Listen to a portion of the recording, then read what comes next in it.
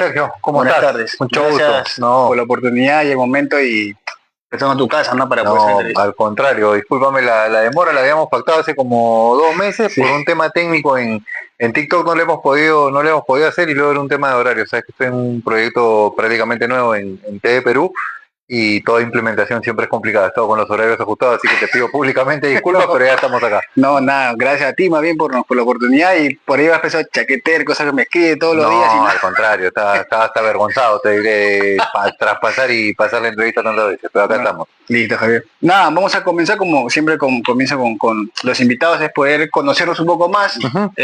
cómo inició el esto del periodismo, tu carrera, cómo inició todo.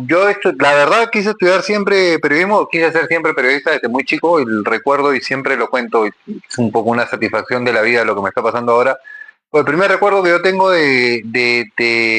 digamos, acercarme al periodismo, de que me guste hacer lo que veía que hacía un periodista, no sabía que era periodismo, fue cuando yo tenía 4 años, estaba viendo una definición, o estaban viendo en mi caso una definición de un Cristal Alianza que jugaban un partido por ver quién iba a la Libertadores. La U había salido campeón y Cristal y Alianza definían el subcampeonato.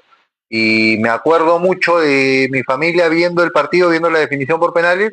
Y ese fin de semana, mi hermano, que me lleva 6 años más o menos, robándole a mis papás porque lo dejen ver goles en acción en la noche. Ese es el primer recuerdo que yo tengo. Y bueno, me hizo ver el programa con él. Yo tenía 4 o 5 años, tengo flashes obviamente de lo que fue ese momento, pero ahí viendo a los reporteros de planta baja, a los periodistas, a los comentaristas, hablando con los jugadores, yo decía, eso quiero hacer, no sé, es la primera idea que tengo. Luego la vida me llevó, terminando el colegio, a decidir estudiar administración de empresas por un tema básicamente de campo laboral. Estuve un año, me di cuenta que no era lo mío, que quería seguir un sueño que tenía de niño y bueno, me metí a estudiar comunicaciones. Y te decía que es una satisfacción lo que me pasa ahora, porque en este nuevo lanzamiento de Goles en Acción me ha tocado trabajar ahora ahí con Alberto Bengolea, con todo el equipo.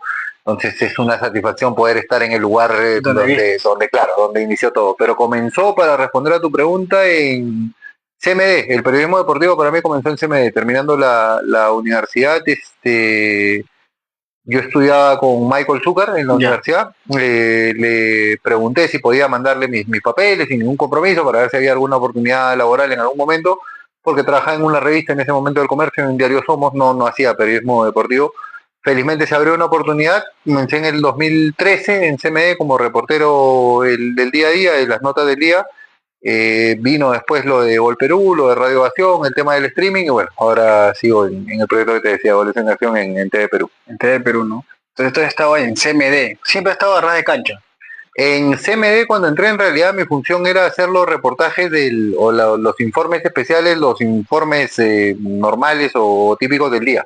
Es decir, todos los días había actividad deportiva. No cubría los primeros 6 o 7 meses mucho fútbol, hacía más tenis, frontón, vóley, básquet, transmití mucho futsal, que era un deporte que tenía CMD en esa época, que se transmitía la división de honor de futsal, que tuvo mucha acogida y mucho revuelo en la gente. Transmitíamos con Ramón Quiroga, con Oscar Nieves, que bueno, hasta ahora están en la actividad. El loco ya un poco retirado, pero que estuvo hasta hace poco comentando también en el mismo canal. Y sí, hacía los informes del día, algunas entrevistas. No llegué a hacer transmisiones de primera división en CMD, estuve hasta el 2015 ahí. Llegué a hacer, como te contaba, transmisiones de básquet, de futsal, sí, en planta baja, y los campeonatos de reserva. Y luego viene lo de Gol Perú, donde sí estuve 9 años haciendo partidos a ras de campo. Casi toda la vida ahí. Sí, toda la vida en Gol Perú, sí. Fueron 10 años en total, 9 haciendo partidos o transmitiendo todos los fines de semana, con una época muy acentuada de transmisiones que fue la de pandemia. Bueno, era prácticamente el único producto que se tenía porque no se podía hacer más. Entonces sí fue la época del 2020 al 2021 donde estaba más en el estadio que en mi casa. Además no te dejan salir del estadio, se jugaban 4 partidos el mismo día en el mismo estadio, entonces había que llegar 8 de la mañana, no se podía salir por protocolo y quedarse hasta las 6 de la tarde en San Marcos o en el Nacional viendo qué hacer y transmitiendo los partidos a la hora que se jugaba. O sea, ha sido complicado en el tiempo de pandemia. Sí, fue complicado, pero particular, son las cosas que tiene la vida. Debe haber sido, yo siempre digo que el 2020 y 2021 deben haber sido los 2 mejores años de mi vida profesional en cuanto a desarrollo, a crecimiento, a ese salto que se puede dar por la cantidad de partidos que transmitía, por la importancia de los partidos que transmitía. El 2020 fue la primera vez que transmitió una final, que es la de Cristal con la U, que termina ganando Cristal. El 2021 igual, la Alianza con Cristal, que termina ganando Alianza. Luego el 2022 la Alianza con Melgar, puede transmitirlas todas. Pero a la vez fue quizás el 2020 el peor año de mi vida personal, porque yo ese año pierdo a mi papá por la pandemia, por el COVID.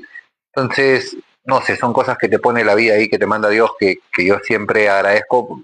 Siempre digo que si no fuera por la familia, por la terapia y por el trabajo, quizás yo me hubiera muerto de la pena, porque mi papá fallece en agosto, el campeonato se reinicia justamente en agosto, 5 días antes de que mi papá fallezca, el campeonato se reinicia, pero pasa este incidente de los hinchas de Universitario, en una genial idea también de los organizadores, reinician el campeonato el 7 de agosto, que era el aniversario de la U. Era obvio que el hincha de la U que no veía a su equipo iba a estar eufórico. Entonces hubo un tema en el Estadio Nacional de unos cohetes que explotaron, el Ministerio de Salud decidió pedirle que se cancele el campeonato. Mi papá fallece a los 5 días y al mes siguiente se reanuda el campeonato y había que jugar de septiembre a diciembre lo que no se jugó de marzo a noviembre. Entonces ahí es que vinieron los partidos todos los días seguidos, tenía que transmitir lunes, martes, miércoles, jueves, viernes, sábado, o lunes, martes, jueves, viernes, sábado, o sea, descansaba prácticamente un día, y digo que eso ayudó mucho porque el mantenerme ocupado, distraído, no tenía tiempo casi para nada, porque no era solo transmitir, una transmisión tiene un trabajo de preproducción, sobre todo en esa época que era un solo reportero por 2 equipos, entonces yo tenía que manejar información de 72 jugadores al día, 36 de un partido, 36 del otro, contando los suplentes. Entonces iba al estadio, transmitía, llegaba a mi casa, tenía que preparar la información del partido siguiente.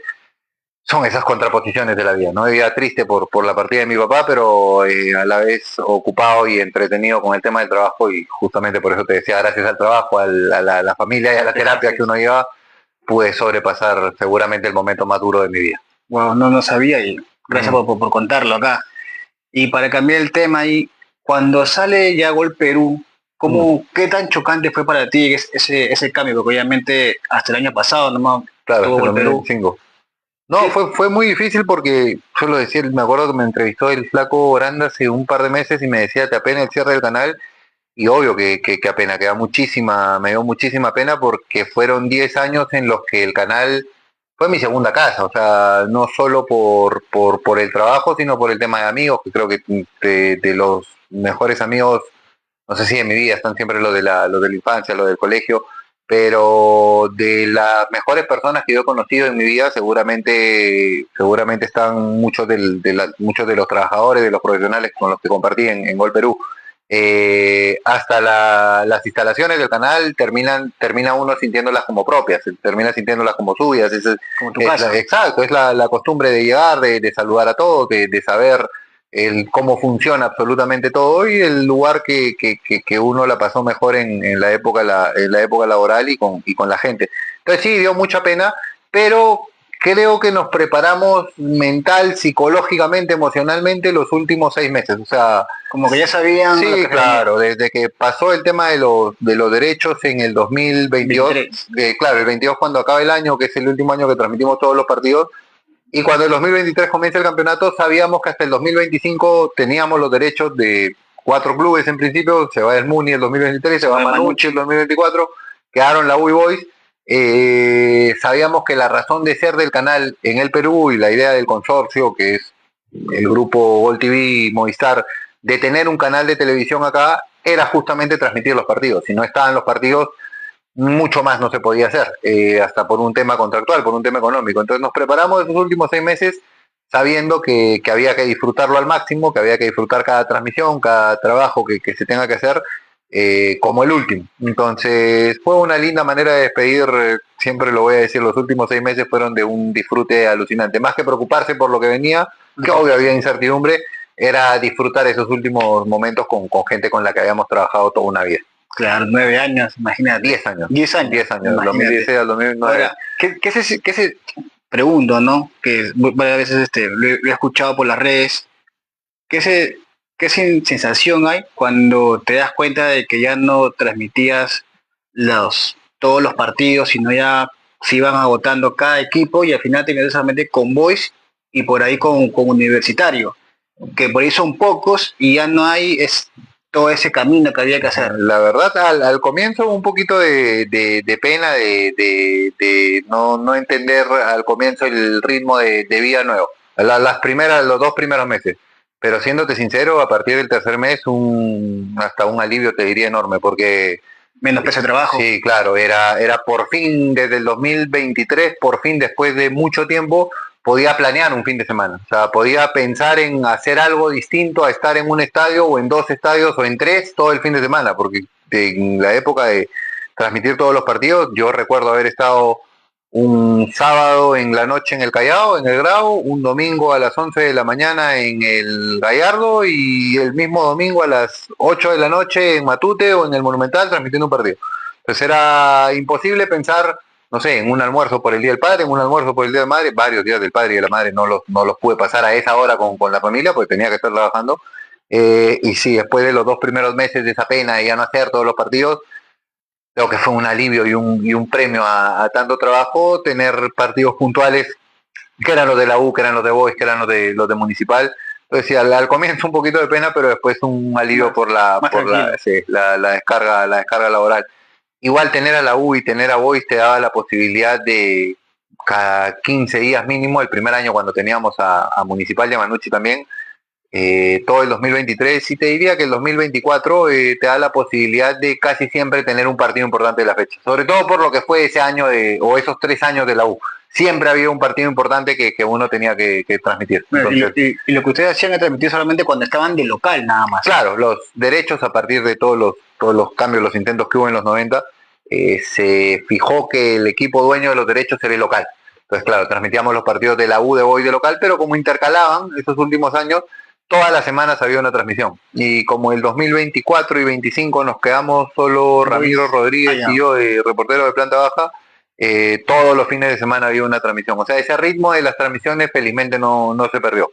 Bueno, porque esa me estabas tú en cancha con Ramiro siempre. Con Ramiro el siempre. 2024 y 2025 hicimos casi todos los partidos de la U y Boys. A veces nos daba una mano Eduard Alba, que era productor en el canal, pero que tenía que ponerse el terno y meterse a la cancha porque, no sé, había días que teníamos una transmisión en el Monumental y tiempo extra en la noche. Entonces me decía: Javi, tú vas a tiempo extra, ya no vas al estadio y yo me encargo, yo cubro. Entonces no nos complementamos muy bien ahí, porque obviamente al reducirse la cantidad de partidos se redujo la cantidad de gente que trabajaba en Gol Perú, menos teníamos que hacer más o menos teníamos que cubrir lo que teníamos. Y sí, fueron años en los que además me pude desarrollar en otro ámbito, que era el tema no tanto de la conducción, sino del desarrollarme como panelista en un programa de debate como Tiempo Extra, muchas veces en Código Fútbol, que eran productos de Gol Perú, y yo creo que eso me ayudó muchísimo. O sea, fue una etapa también de nuevo aprendizaje. Y ahora que hay goles en acción en la mañana, me parece. Estamos en el podcast a la 1 y los domingos de 8 a 12 de la noche en televisión. ¿Cuál es la diferencia ahora del podcast que tú estás ahorita, goles en acción, con la televisión que hacen también los domingos? Un poquito más suelto, quizás. Sí, claro, la diferencia es de formato. La primera experiencia que tuve en un podcast de manera continua fue en el 2024 en un programa que se llamó Agrandados. Estaba con el Flaco Granda, con Panchi Pizarro, con Paolo Maldonado y con Percio Olivares primero. Maxi Mendaña también estuvo las primeras semanas, los primeros meses. Luego vino Ian Rodríguez, Jimbo, que todo el mundo lo conoce en el tema de redes. Luego estuve un par de veces el año pasado en Apresión, en los programas de Apresión, en Estudio Fútbol, en Apresión Radio, en De Enganche también, con Línea de 5, alguna vez en el canal de Horacio Zimmerman, alguna vez en Fútbol Champán, pero fijo en Agrandados, y luego en una época en Línea de 5 en De Enganche. En Apresión estuve 2 veces invitado, y luego a la par con lo de Goles en Acción, que nació como podcast, nació como podcast el año pasado, ¿no? La diferencia entre el formato es básicamente esa que marcabas tú.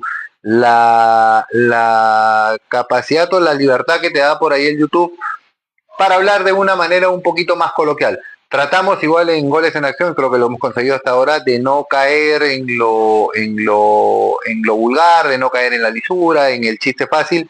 Tratamos de analizar igual fútbol, pero tratamos de hacerlo desde una perspectiva un poco más relajada, porque es una conversación entre amigos, pero que tratan de debatir alturadamente de fútbol. La televisión como formato te da una serie de requerimientos distintos, desde una palabra que no se puede usar hasta el tema de los tiempos que tiene que ser mucho más controlado por el tema de la pauta. En la televisión hay cortes comerciales, entonces hay un momento en que puedes tener la idea para decirla, pero Tiene que esperar. en el corte que hay que esperar porque eso está pagado. En el podcast por ahí las menciones se pueden manejar un poquito más fácil. Si bien es cierto, tenemos una mención a las 2, una a la 1:45, si sea 2, 3 minutos después no pasa absolutamente nada. Entonces hasta con el tema de tiempo, de lenguaje, de intercambio de palabras, yo creo que el YouTube si te da algo es la posibilidad de hablar sobre alguien y de cortar a alguien por ahí en la televisión, eso se tiene que respetar un poquito más. Pero después, yo siempre digo que cambie el formato, pero la esencia va a ser siempre la misma. O sea, más o menos en el foco que ustedes manejan, es un tema de conversación más aliviada, o sea, por ahí algunas cosas coloquiales, pero sin ser muy vulgar como en otros podcasts. Claro, es la idea, seguir hablando alturadamente de fútbol, analizar el fútbol. Si hay que levantar un poquito la voz, se levanta, pero sí se trata de no caer en el tema personal, o sea, de no confrontar a través de diferencias personales o de algún tema personal de la otra persona, sino a través de diferencias conceptuales, tratando de decirlas y que yo creo que no solamente se tiene que dar en YouTube, se tiene que dar también en medio televisivo, en el medio radial, tratando de decirlo con palabras que sean simples de entender o sencillas de entender para la gente que te está viendo. Por ahí muchas veces no lo entendemos, pero quien ve fútbol lo que busca es entretenerse, no busca tanto aprender sobre la táctica, sobre el sistema. O sea, quien quiere aprender sobre la táctica y el sistema, yo creo que se mete a una escuela de entrenadores, ¿no? Quien ve un programa de YouTube, quien ve un programa de televisión, lo que busca es entretenerse, entonces hay que tratar de darle el contenido de una manera simple, para que la capte, la entienda, genere eso interés en él, despierte su atención o mantenga su atención de manera constante, y es lo que tratamos de hacer ahí. Ahora, y yendo rumbo por ahí, ya hemos hablado obviamente de tu pasar, de cómo has iniciado, hoy en día dónde estás. Sí voy a preguntar, como siempre lo he hecho con tus compañeros, con tus amigos, con tus colegas. Para ti, para Javier, no le pregunto al periodista, le pregunto al Javier y a la persona, ¿qué piensas de nuestra liga peruana hoy en día? ¿Crees que hemos avanzado de años atrás? ¿Seguimos igual? ¿Hemos cambiado algunas cosas? ¿Otras cosas nos faltan por mejorar? Falta muchísimo por mejorar. Yo sí creo que, o sea, lo que pasa es que es una diferencia bien marcada cuando se habla de la liga. Yo sí siento que los equipos principales del país, me refiero básicamente a Universitario, Alianza Lima, Alianza y la U, para que no se moleste nadie, no importa, son los dos equipos más grandes del país y son los que mueven el fútbol peruano. Los dos, Cristal y por ahí Melgar, en los últimos años han dado pasos agigantados en lo que se refiere a desarrollo institucional. Podría meter a Cusco, podría meter a Cienciano, eh, con el tema de las construcciones de los centros de alto rendimiento. El tema es que yo siento que las diferencias en nuestra liga se han marcado demasiado.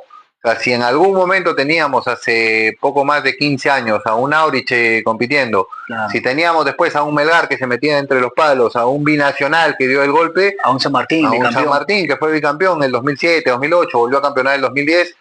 Hoy prácticamente sabemos desde que comienza el campeonato que la cosa se reduce a 3 o 4 equipos, y eso que post pandemia la cosa se redujo a 2, o sea, o fue Alianza o fue la U, y mucho más no hubo el año pasado. Por ahí apareció Cusco, no duró tanto ese buen nivel de Cusco. Entonces sí siento que las diferencias en la liga se han ampliado demasiado.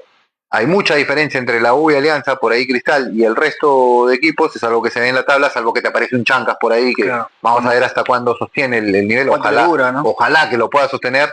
Es difícil también que lo sostenga porque mucha gente no sabe que Chancas tiene que viajar cada que juega de visita 3 o 4 días, o sea, porque Chancas está en Andahuaylas y en Andahuaylas no hay salida por avión directo a Lima, hay que ir a Ayacucho 6 horas por tierra, que es un viaje que yo he hecho y que es un viaje muy pesado. Hay que meterle 1 hora a Lima, y si tienen que jugarnos en Chongoyape como hace una semana, de Lima ir a Chiclayo en avión, y de Chiclayo a Chongoyape por tierra 1 hora y media más el día del partido. Es difícil sostenerlo a partir de ahí, y que lo tienen que pasar todos los equipos de provincia que tienen que venir a Lima y luego ir a la plaza donde juegan. Entonces sí siento que las diferencias se han ampliado, que hay mucha ventaja deportiva, si se quiere, para el equipo de Lima, y una diferencia de presupuestos abismales que no permiten tener una liga totalmente competitiva. Igual siento que se han dado pasos hacia adelante si uno mira la época de los 90, que fue cuando yo comencé a ver fútbol, hasta en las canchas. Hoy nos quejamos mucho de las canchas, pero yo me acuerdo las canchas en las que se jugaban en los 90 eran terribles. O sea, Suyana, por ejemplo, hoy por lo menos tiene gras, que parece algo mediocre conformarse con eso, pero yo me acuerdo que Suyana era tierra.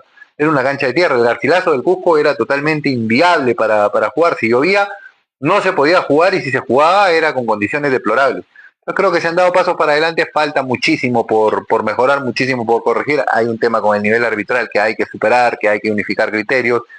Hay un tema con la formación de menores que lamentablemente todavía no se dan cuenta o no nos damos cuenta todos que son el mejor activo y el futuro del fútbol peruano. Entonces son muchas cosas por mejorar, pero sí siento que se han dado pasos hacia adelante y que ojalá se puedan seguir dando prueba de ello o muestra de ello. Y esto sí lo voy a afirmar, que los equipos peruanos del 2023, siento yo ahora, de manera pareja, han dado pasitos hacia adelante en la Libertadores. O sea, no ha sido la Libertadores que todos esperábamos, salvo la de la U del año pasado, que llegó a meterse octavos, pero sí siento que el 2023 acá por lo menos se ha competido, se ha comenzado a competir. Entonces esperemos que esto siga creciendo, que siga avanzando. La realidad nos dice que todavía somos la última o penúltima liga de Sudamérica y ojalá que se puedan seguir dando pasos hacia adelante. Ahora, justo que ahí metías también el tema de las menores, metías también el tema del arbitraje, que obviamente es lo que yo mucho entallo siempre que con las entrevistas o en los lives que suelo hacer. Para ir con el tema del arbitraje, ¿crees que al arbitraje le falta todavía capacitación a algunos árbitros? Sí. Por el tema del VAR. Sí, eso es mucha de lo que tenemos que mejorar como federación. Yo no es que defienda a los árbitros, al contrario, cada que puedo y que veo el error que cometen, no te voy a decir que los mato, pero sí tengo una crítica muy dura, muy ácida. Pero es difícil pedirle a un grupo, a una organización que se capacite si no tiene siquiera una cancha dentro de su sede para entrenar. O sea, mucha gente no lo sabe, pero cuando se construyó el tren eléctrico que pasa por aviación, el acuerdo que hizo la federación en ese entonces con la empresa que construía el tren eléctrico fue que ellos le cedían un área que está al costado de las dos canchas que utiliza la selección para entrenar, le cedían ese espacio como lugar de depósito. Entonces toda la maquinaria se ponía ahí. ¿Cuál fue el acuerdo? Obviamente había un pago por el alquiler del lugar, del espacio, pero que terminado el proyecto, fue lo que se acordó, la empresa construía una cancha con medidas oficiales, una cancha sintética obviamente, con tribunas, pero con medidas oficiales en ese espacio. Bueno, en esa cancha se comenzó a jugar desde el 2011-2012, que terminó todo el tema del tren eléctrico, creo que un poco antes incluso. Se comenzó a jugar fútbol femenino, Copa Federación, y los entrenadores que estudiaban en la Viena realizaban sus prácticas ahí y los árbitros entrenaban ahí. Ahora eso es un estacionamiento, no hay más cancha, ni siquiera sintética. Pero los árbitros no tienen un sitio fijo para entrenar, no tienen un lugar donde superarse o capacitarse como profesionales que deberían ser, que tampoco son, porque no es que tengan acá un salario fijo, no es que vivan del arbitraje, muchos hacen otras cosas, están esperando que los llamen en algún momento de Conmebol para poder sumar la cantidad de dinero que les venga bien para vivir cada mes. Entiendo que les tienen una deuda de hace como 5 o 6 meses que no están cobrando. Es difícil exigirle así a alguien que pueda rendir en su trabajo. En cualquier ámbito de la vida es muy difícil con todas esas condiciones exigirles que puedan estar al 100%. Igual creo que hay una responsabilidad de ellos de no parar y de no decir, mira, si no nos solucionas esto, nosotros no podemos capacitarnos y por tanto no podemos dar el nivel que la gente y ustedes nos piden. Y hay un tema individual también de buscar la forma de capacitarse y de poder poner toda la capacitación que se lleve en práctica. Entonces, todo eso conlleva que el momento del arbitraje sea lamentablemente paupérrimo, que todas las fechas tengamos errores que son más llamativos o que terminan siendo más el centro del debate que el juego en sí. Que sea muy cortante. Y que sea demasiado cortante y que sea de concepto. Hay para mí, y esto es una percepción, una falta de personalidad del árbitro de no imponerse. Si tuvieran esa personalidad, solucionarían, creo, varios problemas que pasan en la liga y que terminan haciendo para atrás el torneo. Te pongo un ejemplo nada más. El fin de semana, creo que todos vimos el partido de Alianza con Juan Pablo II. Claro. Yo no estoy en contra de que un equipo tenga herramientas o utilice todos los recursos que pueda dentro de un partido, dentro de un encuentro, para sopesar la diferencia que hay con el rival. Si alguien me dice que Juan Pablo puede competirle de tú a tú Alianza en Matute con el equipo que tiene, seguramente es un iluso. Entonces no estoy en contra de que vaya, de que trate de aguantar el partido, de enfriarlo. pero lo que hizo Juan Pablo II ese día para mí es una vergüenza. O sea, no puede ser que un tiempo de 45 minutos tenga 19 de tiempo efectivo de juego. Eso te habla de un equipo que básicamente no quiso jugar. Entonces, eso, por ejemplo, es algo que para mí un árbitro podría resolver fácilmente. ¿Cómo? Diciéndole al jugador no te tires, párate. No, no puedes hacer eso porque porque no es antirreglamentario que el jugador lo haga. Pero digo, un árbitro que tiene personalidad ve eso, va parando el reloj y una vez que se llega a 45 se jugaron 19. No te digo que dé 26 minutos de tiempo adicional, pero listo, si tuve 19 minutos de tiempo efectivo de juego, por lo menos yo le doy 15. Y vamos a ver si a la siguiente viene alguien a tirar. Cositas de ese nivel, lo de Alarcón, de ir a hablar con el técnico de Alianza para decirle que calme a Paolo Guerrero, no estamos en el colegio, o sea, si Paolo no se calma, sácale tarjeta amarilla y punto. Y me sorprende, un tipo como Alarcón, que era el que más le gustaba que el juego fluya junto con Bruno Pérez. Entonces son varias cosas que creo yo tienen más que ver con la personalidad del árbitro que podrían aportar al crecimiento de la liga. Y obviamente que se le resuelva todo el tema detrás, porque yo no le puedo exigir al 100% a un tipo al que no le pagan, que no tiene tranquilidad en su casa, que no sabe si sus hijos van a poder ir al colegio al mes siguiente, que realice bien su trabajo. Es muy complicado y si no le das las herramientas para capacitarse, es obvio que van a pasar esos errores. ¿Te acuerdas el partido de Alianza con UTC en Cajamarca? Sí. Bueno, cuando salió el audio del córner, se escucha claramente que creo que era Fernando Legario que está en el bar, dice, córner. O sea, está viendo el partido con sus amigos, está comentando el partido a la par que lo ve. No es función del árbitro del VAR comentarle al árbitro central lo que él ve en la televisión. Él tiene que estar callado hasta que vea una posible acción en la que tiene que intervenir o en la que puede intervenir y pueda ayudar al árbitro para recién tomar participación en el micrófono y apuntarle algo. Pero justamente la capacitación es tan negativa, es tan paupérrima, que terminan pasando estos errores. Ahora, justo como tú mencionabas, tanto como Bruno Pérez, Alarcón, que eran árbitros que dejaban jugar, ¿crees que el infringimiento del VAR haya cambiado algunos árbitros, que ya algunos no toman decisiones, sino esperan que el VAR tomen por ellos? Sí, los ha aburguesado un poquito, los ha relajado un poco, sobre todo a los asistentes. Recién el fin de semana en el partido de Alianza con Juan Pablo, vi que comenzaron a cobrar offside. Perdón, es Figuretti, es muy Figuretti. Le encanta la cámara. Pero tengo 11 gatos, tranquilo. Ok, debe estar sintiendo el olor. Sí. Pero no, yo siento que los ha burguesado. Recién vi que el asistente comenzó a... No le des confianza, haz lo que baje, porque si no... ¿Cómo se llama? Nino, baja. Baja, Nino. Uy, no, bajecito, bajo. Ya. Quiere salir. Saluda ahí a... Saluda, mira la cámara. Ya. Ahí estás. ¿Te estás serviendo tu comida? Sí. No, entonces, yo tengo 11 gatos así que imagínate. Este es uno, pero es el dueño de la casa, el dueño total de la casa. Pero no, sí te decía, se han aburguesado un poquito y están esperando que el VAR les haga el trabajo, sobre todo los asistentes.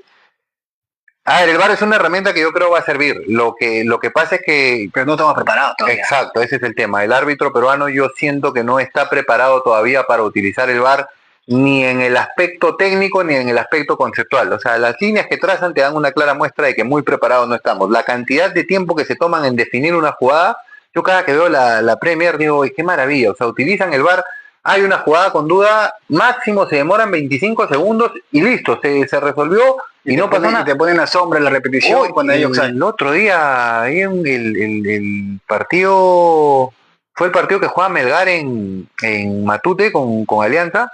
Se demoraron 2 minutos revisando el primer gol cuando no había necesidad de trazar una línea. Sí, es increíble, o sea, demoran demasiado, lentifican el juego y lamentablemente cuando se va a competir a nivel internacional esas cosas no pasan. Pero y ahí te voy a decir por qué, porque por ejemplo, hasta donde tengo entendido, es que para trazar las líneas lo hacen de la cámara central. Entonces la cámara central te va a enfocar así.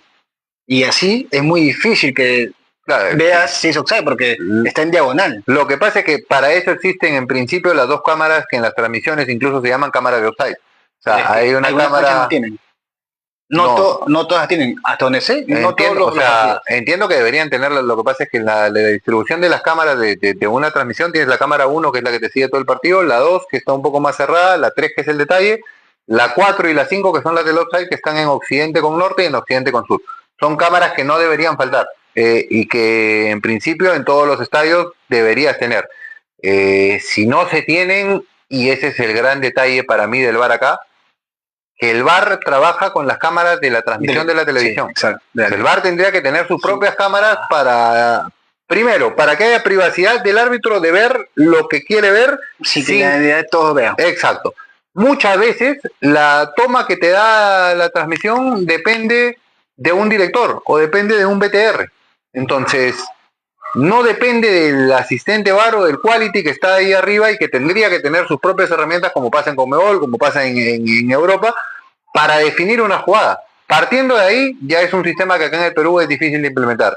Si a eso se le suma que los árbitros, siento yo, no están todavía capacitados, es mucho más difícil y es mucho más complicado. De nuevo, el VAR como herramienta a mí me parece que sirve. El tema es que hay que estar capacitados para usarla, porque el VAR como máquina no te va a solucionar el problema. Va a ser la interpretación y el concepto que tenga un ser humano, que si no está capacitado no va a tener el concepto indicado o adecuado para resolver una situación. Y es complicado. Es muy difícil. Acá lo primero que habría que hacer antes de pensar en que el VAR ayude o en enseñarles a utilizar el aparatito y a trazar líneas y a ver el tema técnico, lo primero que yo siento que habría que hacer acá es o sea, formalizar y poner equidad en los criterios. Sentarlos a todos y decirles, mire, esto de acá es roja, esto no lo es, esto se cobra como falta, esto no. En Inglaterra pasa eso. En Inglaterra los árbitros se reúnen a comienzo de año y dicen, bueno, estas van a ser las pautas. Y se cobra igual en todos los partidos. Puede que haya un árbitro que dirige en Inglaterra, que una jugada en Inglaterra no la cobre y cuando vaya a dirigir Champions por ahí sí, pero justamente por la equidad que se hizo de criterios en la liga. Entonces así se acerca uno más al concepto de justicia. Acá yo veo una acción en el partido X, para no poner nombre de ningún equipo, pero veo una acción en el partido X, una acción idéntica en el partido Y, en una es tarjeta roja y en la otra no, y es la misma liga. A veces, que eso ya es más grave todavía, el mismo árbitro toma decisiones distintas en uno o en otro partido. Eso ya es más grave todavía, no sé si será algo que le apunten en la CONAR después de cada fecha, pero sí es terrible que con un árbitro una jugada sea falta y con la otra o en el otro partido la misma jugada no lo sea, porque te alejas del concepto de justicia, que es justamente para el que están los árbitros y para el que se puso el VAR, para acercarnos más al concepto de impartir justicia. O hay árbitros que por querer compensar hace lo mismo para poder estar equilibrado. Exacto, que es terrible. Es terrible. La compensación, y es lo peor que puede pasar. Sí, claro, ¿no? La compensación debe ser lo más injusto que existe, porque es una doble injusticia, siempre lo he dicho yo. O sea, no cobré un penal y ya cometí un error, y como no le cobré el penal, en la siguiente voy a expulsar a un jugador del equipo que beneficia. Entonces estás resolviendo un error con otro. Claro. No me parece que se acerque justamente a lo que todos queremos, que es equidad y justicia. Ahora, para ir a entrar ya a los menores, justo que hablas, y te pregunto, o se le he preguntado a todos también, todos los periodistas, que cada uno me da su opinión distinta, pero quiero escuchar la tuya. ¿Te parece bien el tema de los 7 extranjeros por equipo? ¿Los 7 cupos? Yo la verdad siento, cuando se habla del tema de la cantidad de extranjeros y que eso complica el tema de menores, para mí el problema va más allá del reglamento de la cantidad de extranjeros que se permitan por equipo. Porque en Inglaterra, en España, ¿cuántos extranjeros se permiten por equipo? 4 o 3. En Italia se permite, por ejemplo, todos. En Italia, en España pueden jugar todos. En Inglaterra igual. Y no dejan de producir jugadores. En Uruguay no tienen un número fijo, me parece, son 5 o 6, y no dejan de producir jugadores. Producen jugadores todos los años y exportan jugadores todos los años. Para mí el problema está en la base. O sea, el día que comencemos a formar bien a los jugadores en los clubes, que la federación obviamente les dé las herramientas y los caminos y los torneos para que los chicos puedan competir, y los clubes se den cuenta que son su mejor activo, que el mejor activo del club no está entrenando en la mañana, sino que normalmente está entrenando en la tarde. Cuando se den cuenta de eso y se comience a formar de manera correcta a los chicos que están en las menores de los clubes, ese día va a llegar un momento en que los chicos se desarrollen y el técnico que llega a primera le plantee la institución y le diga, oye, tenemos acá para traer a 10 extranjeros. Entonces, el técnico va a mirar a menores y va a decir, yo no necesito que me traigan extranjeros, porque tengo acá 4 o 5 chicos que me pueden resolver el problema. Ahora, mientras eso no pase, mientras la formación en el Perú de futbolistas siga teniendo el nivel que tiene hasta ahora, es obvio que los dirigentes que se encargan del primer equipo y que son responsables también del tema de formación, porque tendrían que ver el futuro de su club y del fútbol peruano, Y los técnicos que lleguen te pidan extranjeros porque no encuentran soluciones en los chicos. Para mí el tema va a cambiar o la situación va a cambiar cuando se comience a formar de una manera adecuada y estos chicos que formen de manera adecuada, que se formen de una manera adecuada, lleguen a primera a hacer una solución. Va a demorar, va a demorar. Mientras más se demoren en comenzar a mejorar, mucho más va a demorar. El tema de menores es un trabajo que se hace siempre a mediano o a largo plazo, nunca a corto plazo. Y el tema es que todavía no se comienza. Los chicos tienen canchas con tiempos para entrenar. O sea, creo que los únicos dos clubes que tienen espacios para que los chicos entrenen libremente son Cristal y la U. Ni siquiera Alianza, porque Alianza tiene Matute, que mucho no se puede usar. La cancha donde donde juega el equipo los fines de semana no se puede gastar. Creo que hay una cancha auxiliar en Norte. Y en Ventín, tres o cuatro canchas que utiliza el primer equipo y que a veces juegan o utilizan los menores para entrenar. Entonces, ni siquiera los chicos, imagínate en el resto de clubes, las condiciones que tendrán. Entonces, y lamentablemente, esto es algo que se tiene que llevar a cabo de manera conjunta. Porque, ¿qué pasa? El chico de Alianza, el chico de la U, el chico de Cristal, por ahí se forma de una manera diferente, le dan las facilidades tanto técnicas, tácticas o de condiciones de entrenamiento, psicológicas, alimenticias. Pero ¿qué pasa? Ese chico después sale a competir y ¿cuántas veces compite en el año? 2 o 3, contra Cristal, contra la U, por ahí contra Melgar y contra San Martín. Y el resto del año juega partidos que gana 8, 9, 0. Entonces, se va a enfrentar después, cuando llega a primera y cuando sale sobre todo a competir al extranjero, contra chicos que juegan 40, 45 partidos al año desde que tienen 12 o 13 años y a un nivel muy competitivo. Entonces, mientras eso no se mejore y se haga de manera conjunta, lamentablemente el técnico que llega al primer equipo y los dirigentes que no se ocupan de su trabajo van a seguir necesitando del extranjero, del jugador de 30 y tantos años que todavía te va a garantizar un rendimiento adecuado y un rendimiento que te solucione un problema y no se va a fijar en el chico. Es un trabajo a largo plazo, pero que se tendría que comenzar a desarrollar ya de manera en conjunto desde los clubes, apoyados obviamente por la federación que es el ente rector. Claro, pero ¿tú crees que eso obviamente es una inversión? Porque, sí, claro. ¿Y los clubes lo ven hoy en día como una inversión? No, yo creo que lo ven como un gasto. Por eso es que no se ocupan en ello. Pero de nuevo, para mí el problema está ahí, está en el origen. El día que los chicos sean solución, el día que se formen de una manera que sean solución, ese día vamos a decir, no necesitamos extranjeros. Lo mismo, yo hoy en día estoy seguro que le preguntas a un hincha de la U, a un hincha de Alianza, oye, no estás de acuerdo con lo de los 7 cupos, ¿no? Y de repente te dicen, no, porque le quito oportunidad a los chicos. Ok, entonces, en Alianza, ¿preferirías que en lugar de Cantero juegue un chico de la reserva, juegue un chico de la sub-18? O que en lugar de Eric Castillo, que te aparece un partido sí, uno no, y luego te mete 2 goles y luego no sabemos, ¿prefieres que en lugar de Castillo venga un extremo de la 2006, de la 2007 a jugar hoy en día en Alianza? Yo no sé si quiera eso. Porque obviamente sabe que el chico no está formado y no le va a solucionar un problema. Y lo que tenemos que entender es que los chicos no pueden jugar en primera porque por ser chicos hay que darles la oportunidad. Nunca pasó así o nunca fue así en la época, ni siquiera gloriosa, en la época buena del fútbol peruano. O sea, el Chorri Palacios debutó a los 16 años no porque era un chico al que le tenían que dar una oportunidad, sino porque era un jugador que resolvía problemas a los 16 años. Pablo Segarra debutó a los 17 porque era un jugador que a esa edad resolvía problemas. Jefferson Farfán en el 2002, cuando debuta, hacía lo que se le daba la gana con el resto de jugadores que tenían el doble de la edad de él. No va a salir seguramente otro Farfán.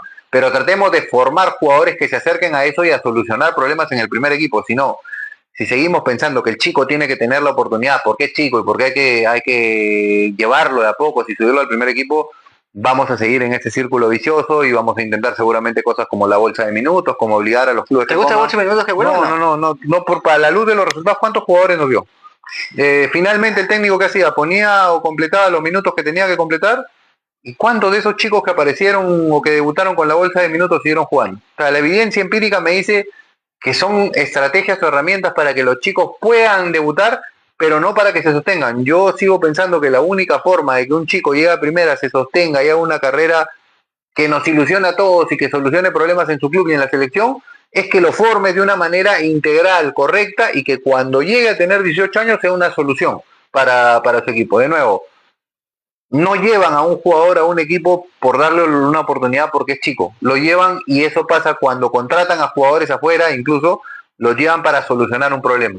Y justamente ahí viene está todo concatenado y todo anexado. Para mí esa es la principal razón por la que hemos tenido tanto éxodo de jugadores o tanto regreso de jugadores, mejor dicho, del extranjero al Perú en los últimos años, porque se fueron sin estar bien formados. ¿Qué jugadores se mantuvieron después del año 2012-2013 en el extranjero en una larga data, como lo hicieron Farfán, Pizarro, Vargas, Guerrero, Mendoza. como Mendoza, como después Carrillo, Mojuega en algún momento, Yotun que salió y volvió, Advíncula? Después de ellos, después de esa generación, ¿cuántos jugadores hemos tenido de manera sostenida en el extranjero? Por ahí Renato Tapia, Pedro Valese, que son también de esa generación. Pero de los chicos de ahora, Castillo, que ahora está en la U, salió y volvió. Santa María, que estuvo en Melgar, salió, volvió. Cartagena, salió, volvió Alianza, ahora está jugando en Orlando. Todos volvieron, o la mayoría volvió, no se mantuvieron. Persiliza, que en algún momento salió, igual. Matías Zúcar, que en algún momento salió, igual. Todos de esta generación. Me parece que el problema no pasa tanto por las oportunidades que se les pueda dar acá buenamente, sino por ese proceso de formación que tienen, que al parecer no es el adecuado. Y que hay que cambiarlo. Que habría que cambiarlo ya. Pero tiene que ser la cabeza. Si para mí el trabajo de formación, en los clubes. O sea, hay una federación que les tiene que dar las herramientas y para comenzar, no puede ser que jugar un torneo de Copa Federación salga más caro que comprar una casa. O sea, eso te limita absolutamente la posibilidad de que incluso las academias o los equipos de varios distritos alejados de Lima que hacen un esfuerzo por competir, tengan esa limitación y esa restricción a la hora de jugar el torneo. Partiendo de ahí, tendría que ser accesible a todos. No se saca plata de ahí. Hay otras formas de sacar plata. Hay acuerdos comerciales que pueden firmar para oficiar a la selección. Hay derechos de televisación que van a seguramente sacar cuando la selección comience a jugar. Hay otras maneras de sacar plata. El tema de menores tiene que verse como una inversión desde la federación. Partiendo de ahí, la federación es pieza clave. Pero yo sí creo que los clubes son los lugares donde los jugadores se forman. Porque el jugador va a la selección a hacer una solución y entrena con la sub-15, con la sub-17, con la sub-20, 2 meses antes de una competencia, pero el resto del tiempo lo pasa entrenando y compitiendo en el club. Entonces tiene que ser un trabajo en conjunto, sí, que parta de los clubes y en el que la federación les dé las herramientas partiendo del acceso a los campeonatos para tener un universo más grande y a partir de ahí poder seguir un camino que va a ser largo. O sea, todo el mundo habla del modelo de Independiente del Valle, pero Independiente del Valle no fue que encontraron 300 chicos de golpe y los chicos salieron y luego tenían a Pacho y al otro Sancho jugando en Europa y definiendo Champions. No fue de la noche a la mañana, o sea, fue un tema que demoró, que fueron 5, 7, 8 años de trabajo, exacto, en todos los aspectos del juego y de la formación como ser humano y de la formación también del cuerpo, el desarrollo de la musculatura y del aspecto físico. Entonces, si no se comienza a hacer lo más pronto posible, mucho más van a demorar en darse los resultados. Pero ahí, por ejemplo, sí te la doy, pero yo siento que en el tema de menores, que yo le he vivido, pasa lo que tú dices, que hay un cobro, porque el chico tiene que pagar para jugar. Obvio. Porque el club, no es que solamente el club va y tiene sus menores de 12 años, de 13, 14, 15, no. Yo veo una academia, le pongo mi buzo, mi esto, y la academia que está ahí te va a cobrar. Porque eso pasó, a mí me pasó en el 2007, cuando yo en una academia de Caraballo jugaba y vino un profesor del Sport Ancash, que era el papá de Laura, del arquero Laura, que jugaba en el Ancash. El arquero. Y fui a jugar con la federación, pero cuando sube José Galvez de Chimbote en ese entonces, en 2008 me parece, quería jugar allá, pero yo para irme allá tenía que pagar acá. Y yo no tenía el dinero para pagar 1.500, 2.000 soles ahí.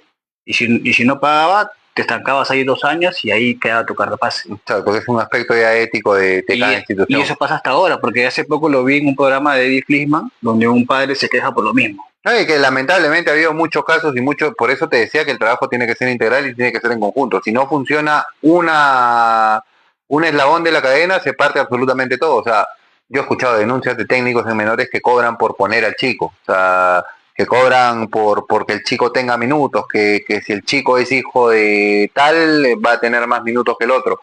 Si no se cambia de manera integral, resultados no vamos a tener. O sea, obviamente parte de la ética de cada persona que esté ahí, no lo justifico, es totalmente irreprochable eso, pero sí me parece que un método para evitar justamente ese tipo de situaciones es que los clubes entiendan que los profesores de menores tienen que ser capacitados y remunerados de una manera acorde a la importancia de un trabajo como el que están haciendo.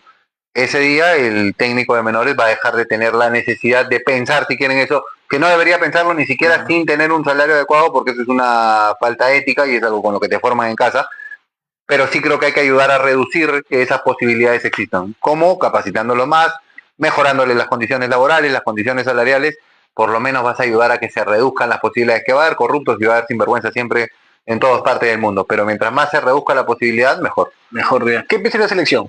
En este momento, o sea, en cuanto a la convocatoria, hay algo, para mí hay varios mensajes que está dando el técnico con la primera nómina. Yo te digo algo, me parece que nos falta delanteros. No, pero ese es justamente un problema integral del fútbol peruano. No hay nueves que se formen, yo no veo alternativas o no veo posibilidades de tener un 9 de acá al futuro. Y creo que Valera, si no se lesiona, si no le pasa nada, va a ser el 9 de Perú. Y salió lesionado en mucho tiempo y salió lesionado. No veo alternativas todavía, me hablaron mucho de Ramos en su momento, bueno, Ramos ahora está jugando en Alianza y es recontra suplente de Paolo que tiene 42 años y es suplente con justicia de Paolo además. O sea, los números de Paolo son, de repente es ya casi imposible pensar en esto. Los números de Paolo justificarían que el tipo sea el 9 de la selección o que por lo menos compite el puesto. O sea, yo no sé qué delantero haya metido 26 goles en un año y medio, que son los números que él tiene con Alianza. 4 el 2024, la segunda mitad que llevó, metió 18, 19 el año pasado y ha metido 3 este año. O sea, tiene más de 20 goles, casi 25 goles en año y medio sin ser titular en todos los partidos, porque el año pasado arrancaba varias veces Barcos. Sí. Y el 2024 que llevó no arrancó todos los partidos. Esa es la muestra de los 9 en el Perú. O sea, un tipo de 42 años sigue siendo hoy por hoy, si no el mejor, uno de los mejores 9 del campeonato. Y Rengifo tiene 43. Y Rengifo tiene 43, que por ahí no tiene esos mismos números, pero sigue activo. Entonces, hay un tema con los 9, no tenemos aparte de Valera, que y finalmente juega acá en Perú, con todo respeto lo digo, pero nosotros en algún momento tuvimos un 9, como el caso de Guerrero, en su mejor momento, que jugaba en Brasil y venía de ser campeón del mundo el 2012 metiendo gol en la semifinal y en la final. Teníamos antes a Pizarro, que si bien no resultó con la selección, jugaba en el Bayern de Múnich de Alemania, alguna esperanza se tenía. Hoy en día tenemos a Valera que hace todo lo posible por estar bien, pero que juega en universitario y que a la hora que vaya a competir contra rivales que juegan en Europa, que juegan en Argentina, que juegan en Brasil, seguramente no se le va a hacer tan sencillo o no se le va a simplificar tanto la tarea como cuando juega en la U contra todos los equipos del torneo local. Y no hay mucho más atrás, no hay mucho. O sea, me preguntas quién tiene que ser el 9, para mí tiene que ser Valera. Es el mejor 9 que tenemos como opción ahorita, junto a Paolo, pero Paolo ya dijo que se retira a fin de año, entonces sería un despropósito pensar en él cuando no vas a contar con él en todo el proceso. Pero sí, es lamentablemente un tema a resolver. No hay opciones, no hay chicos que uno mire y diga, en un futuro va a llegar de todas maneras. Creo que prueba de ello es la convocatoria del Mano Meneses, trayendo a un chico como Juan Pablo Bengoechea, que muchos minutos no tiene en Defensor Sporting, que antes estuvo en Platense y que no jugó tampoco. Y Ugarriza, que estaba teniendo un buen momento en Israel, en Egipto, pero lamentablemente por todo este tema que ha pasado, que es desastroso, no tiene continuidad y todavía no le resuelve, porque escuché que venía a la U, no depende de él. O sea, la FIFA tiene que declarar improcedente el campeonato o mejor dicho, Israel tiene que declarar que el campeonato no se puede seguir jugando y a partir de ahí la FIFA otorgarle un permiso para que negocie con otro club. No es tan sencillo. Pero me parece que está buscando alternativas en un lugar en el que sabe que no hay muchas opciones, no tiene, por no decir que tiene una, hoy en día, que es Valera. Más allá de eso, no le veo tantas opciones. Después ojalá se comience ese trabajo de formación y tengamos un 9 o varios 9 que puedan ser alternativa a la selección. Hoy, yo la verdad creo que es el puesto en el que más problemas vamos a tener y más vamos a adolecer, y que lamentablemente es el que te resuelve muchas veces los partidos. Porque supongamos que hoy Valera se fue lesionado hace poco, supongamos que no llegue al el único que está de 9 es Ugarriza. Va a tener que jugar Ugarriza o Bengoechea. No hay más opciones, es uno de los dos. Y con eso tiene que trabajar, porque no tenemos un universo de futbolistas que nos dan como justo lo mencionabas, como Paolo, estaba Pizarro, estaba Mendoza, Farfán podía jugar de 9 sin Miguel problema. Mosto en su momento, que tenía que competir con ellos, hasta Flavio Maestre, Johan Fano, que juega en Colombia, que juega en México. Hoy no hay opciones, lamentablemente no hay. Es el puesto en el que más nos va a costar, más se sufre y más se va a sufrir, porque lamentablemente es un puesto clave. O sea, es el tipo que te tiene que resolver, y Perú, por la diferencia que marcaron el resto de países con nosotros en los últimos años, post pandemia, después del eliminatorio del 2022, necesito un 9 que resuelva solo. Bueno, no es que tengamos el volumen de juego de antes, no es que tengamos jugadores que destaquen en todas las líneas, necesitas un 9 que te resuelva solo. Un tipo que reciba la pelota arriba y que tenga la capacidad de sacarse un par de encima o resolver la jugada en el menor tiempo posible y sin necesitar mucha ayuda. Y lamentablemente eso no lo tenemos. Y no creo que lo tengamos en todo este proceso. Dudo mucho que salga de acá a que comience la eliminatoria o a la mitad de la eliminatoria un delantero que tú digas, este puede ser la solución. No creo. Está lejos todavía. Está lejos y tiene ya 19 años. Y todavía no tuvo esa continuidad incluso que se pensaba podía tener. Que está en Portugal, que espero en ojalá Portugal que y todavía no sale. Consulta, ¿te gustan los extremos que ha puesto Manu Meneses? Kenji Cabrera y... Sí, de nuevo, volvemos al tema de los 9. Mucho más que eso no hay. O sea, Bueno, pero Kenji Cabrera es extremo. O sea, claro, los extremos. por eso, mucho más que Cabrera, que Grimaldo. Claro, que son dos nada más. Si me pongo a pensar en más extremos, Brian Reina no juega desde noviembre, que jugó con la selección y con su club no juega antes y ahora vino a la U. Vamos a ver cómo le va en la U. Los extremos de Alianza, salvo Quevedo, que recién volvió a jugar, son extranjeros, estaban jugando Cantero, estaba jugando Castillo. En Cristal juega el Santi González, por ahí está McLaurin, que ya estuvo en la selección en algún momento. Físicamente creo que todavía tiene que dar ese salto.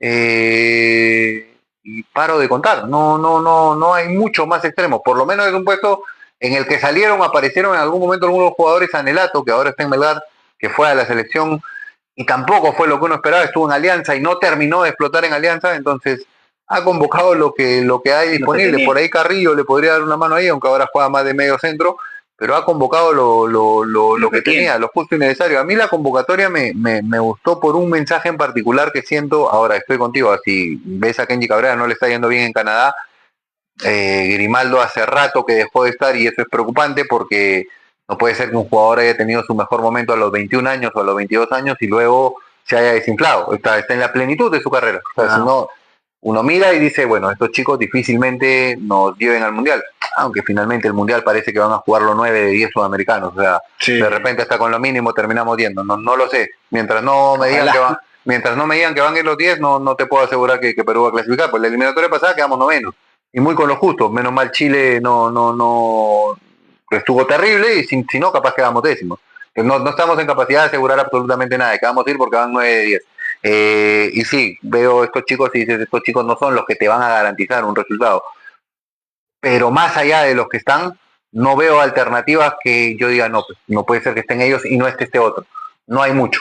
Lo que me ha gustado de la convocatoria, para decir algo positivo, es el mensaje que siento yo está dándole el técnico no solo a los que están, sino a los jugadores en general, a los que son del universo de convocables, de decirles, yo voy a ir a ver los partidos, no voy a ir a que me tomen la fotito y a que me graben el video, voy a ver el partido y el jugador que tenga continuidad en su club, que destaque y que yo vea, su chance va a tener. Me parece que ese mensaje lo está dando con convocatorias como la de Guamán, como la de Quirós, como la del mismo Jairo Vélez, como la de Matías Segarra, el chico de Melgar.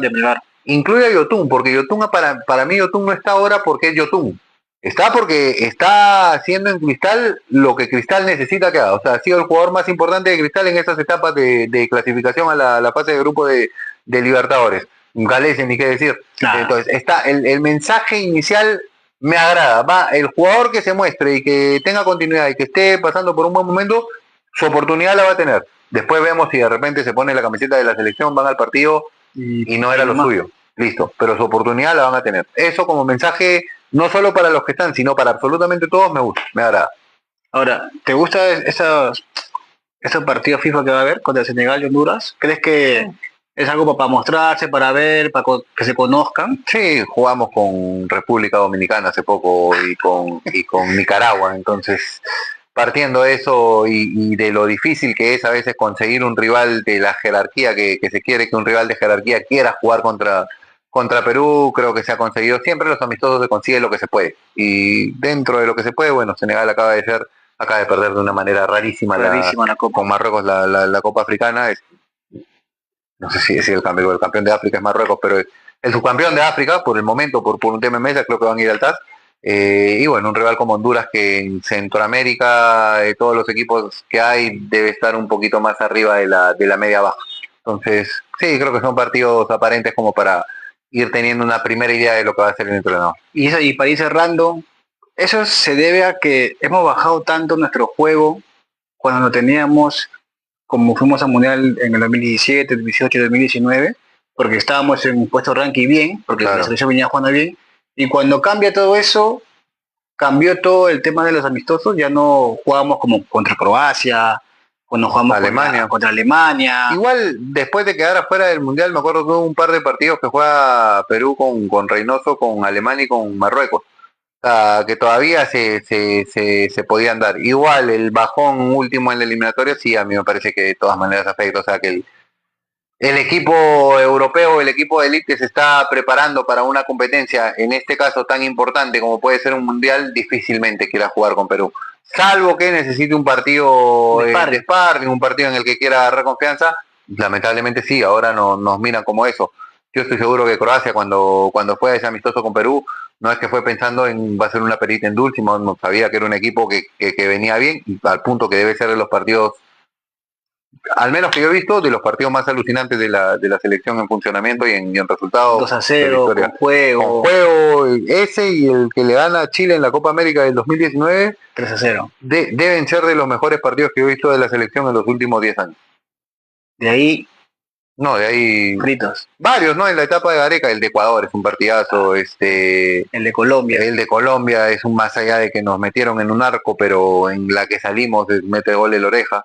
Pero más allá de eso y sobre todo lo que pasó de la eliminatoria del 2026 en adelante, o sea, todo lo que pasó en la eliminatoria del 2026, sí, creo que deben ser de los dos mejores. El partido que jugamos con Paraguay acá, la última fecha de la eliminatoria para el 2022, o sea, el que gana 2-0 Perú con goles de La Padula y de Yotun, para mí es un partidazo también. O sea, Cueva en un nivel espectacular, seguramente el prime de Cueva en la selección, la última parte de la eliminatoria para Rusia y ese rush final de la eliminatoria para Qatar. Lamentablemente pasó lo que pasó en Australia, pero deben haber ahí varios partidos que lamentablemente no se repitieron en los últimos 4 años. Y que eso dio el mensaje de que para esta eliminatoria, que es, o que ha sido la más fácil de todas, no se pudo llegar. Sí, claro.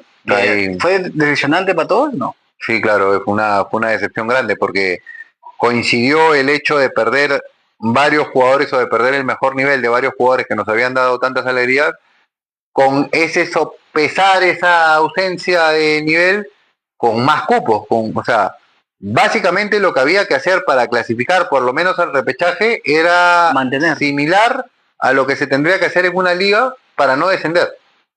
Si juegan una liga 10 equipos, por ahí te dicen listo, el octavo, el noveno y el décimo se van. El noveno y el décimo bajan directo y el octavo juega un repechaje para no descender. Se juega una liga 10. Entonces, partiendo de eso, si tú no descendías, si haces una campaña para no descender, estabas mínimamente en el repechaje.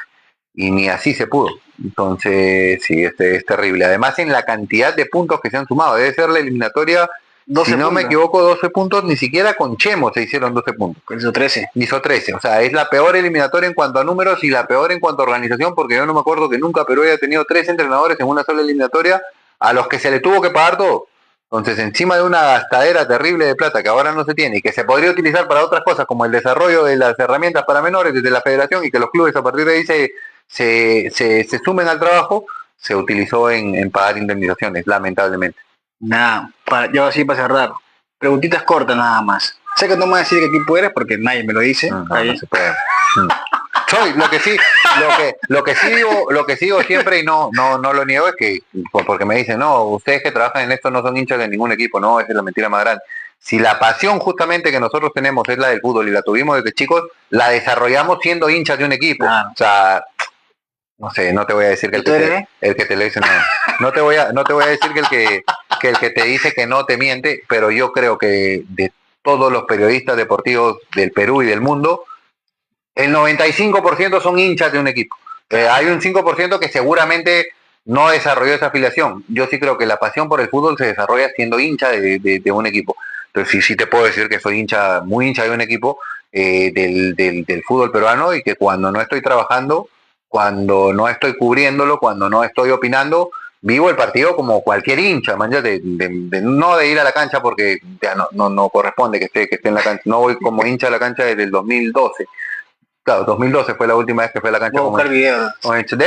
Tenía hasta hace poco en mis redes sociales fotos ahí con la camiseta, ¿La borraba así ya la saqué. Me aseguré de sacar todo. Pero si veo el partido en mi casa, sí, reniego, salto, lloro como cualquier hincha de cualquier equipo. Eso no. Por ahí se pierde un poco la pasión. O sea, lo que se pierde es eso que yo veo en varios amigos que tengo que se ponen a pelear uno con el otro y digo, eso yo lo hacía cuando tenía 20 años, 22 años, que no, jugó mejor jugó mejor y comienzan a pelear. Y he visto que se pierden amistades por el fútbol, que ahora ya me parece terrible, me parece una ridiculez.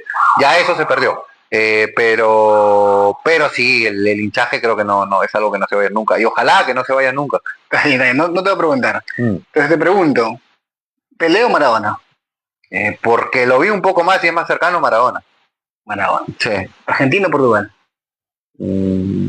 También por cercanía creo que Argentina. ¿Barcelona o Madrid? No, me da lo mismo. Nunca pude desarrollar afiliación con ningún equipo. ¿Con ningún equipo? Con ninguno. Deben ser los partidos que más disfruto, porque me da lo mismo quién gane. Y como no me gusta apostar, tampoco tengo esa preocupación. ¿Te gustan los partidos pero no eres afán a ninguno? No, nunca pude desarrollar filiación o feeling con algún equipo del extranjero. Nunca. El único equipo con el que desarrollé un feeling especial, que no es el equipo del que soy hincha, pero que es el equipo de mi tierra, es con el Juan Aurich de Chiclayo.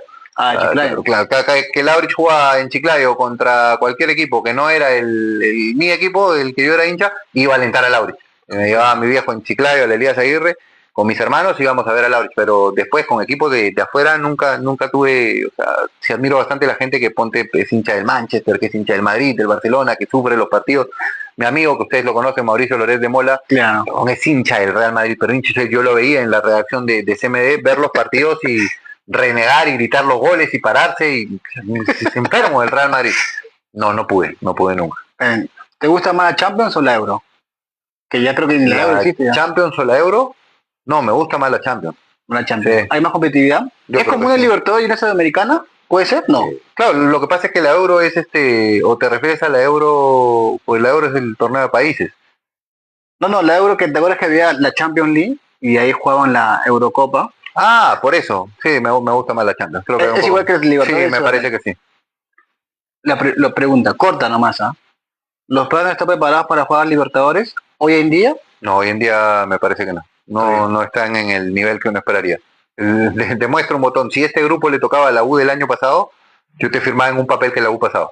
Que pasaba hasta primero. O sea, la U del año pasado, este grupo lo pasaba primero. Te lo firmaba. Hoy yo no sé si la U pueda meterse. Como viene ahorita, yo no sé si pueda meter. El Cusco del año pasado, te diría que con la altura podría competir en ese grupo. Hoy como está Cusco, yo creo que no sé si gane un partido. Le ha tocado un monstruo también. Le ha tocado un monstruo, pero al Cusco del año pasado en altura, este grupo lo competía.